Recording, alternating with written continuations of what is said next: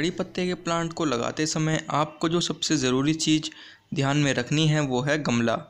गमला आप जितना बड़ा लेंगे आपके प्लांट की जो रूट्स हैं वो भी उतनी ही ज़्यादा होंगी, और जितनी ज़्यादा आपके प्लांट्स की रूट होंगी उतना ही मजबूत उसका तना होगा और उतना ही बड़ा आपका प्लांट वो होगा। तो आपको गमले का साइज़ बड़ा लेना है।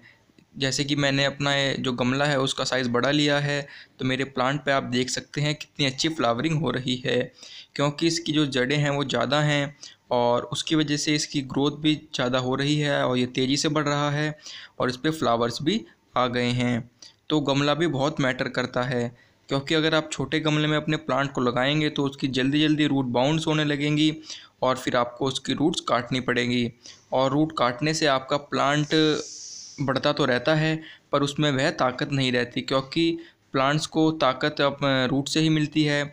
जो मिट्टी से वो अपने न्यूट्रिएंट्स लेता है, जो खाद लेता है वो अपनी जड़ों की मदद से लेता है। तो अगर आपके प्लांट्स की जड़ ही कम होंगी तो वो जल्दी नहीं बढ़ेगा और उसका जो तना है वो भी कमज़ोर हो जाएगा। तो आपको गमला बड़ा लेना है। और अगर आपका प्लांट भी ऐसा सीधा बढ़ रहा है जैसे कि जो मेरा प्लांट है आप ये देख रहे होंगे कि बिल्कुल नीचे से एक ये स्टिक की तरह बन चुका है, बहुत ही लंबी स्टिक की तरह बन चुका है। तो अगर आपका प्लांट भी ऐसा स्टिक की तरह ग्रोथ हो रहा है तो आप क्या काम करें, उसको ऊपर से काट दें। मैंने इसको ऊपर से काट दिया था, तो अब आप देख सकते हैं कि ये ऊपर से मोल चुका है। मोलना यानी कि बहुत ही चारों तरफ को इसकी ब्रांचेस निकल चुकी हैं। मैंने कुछ टाइम पहले इसको ऊपर से काट दिया था क्योंकि ये बिल्कुल सीधा बढ़ रहा था, इसमें और ब्रांचेस नहीं निकल रही थी। तो अक्सर कड़ी पत्ते में पॉट में ऐसी प्रॉब्लम आ जाती है, तो आपको उसको बीच से ऐसे काटना पड़ेगा। फिर जहाँ से आप काटेंगे उसके नीचे से आपकी फ्यूचर में 4-5 या उससे ज़्यादा ब्रांचेस निकल जाएंगी और फिर आपका जो प्लांट है वो और भी घना हो जाएगा। और हो सकता है कि उसके बाद नीचे से जो आपका जो पेड़ का तना है जहाँ से वो स्टिक की तरह बन चुका है वहाँ पे भी और पत्तियाँ आ जाएं। और जब आपका प्लांट लंबा हो जाए तो उसको आपको किसी डंडे की मदद से या स्टिक की मदद से उसको सपोर्ट भी देना होगा। और अगर आपका गमला छोटा है तो आप भी इस तरह उसको बांध सकते हैं, जैसे कि मैंने ये लोहे के वायर से इसको बांधा हुआ है।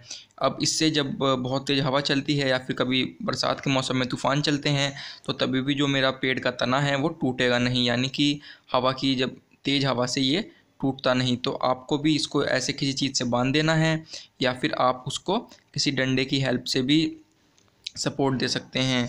अब तीसरी चीज़ जो कड़ी पत्ते के प्लांट के लिए इम्पोर्टेंट है वो है धूप, क्योंकि ये एक धूप पसंद करने वाला पौधा है।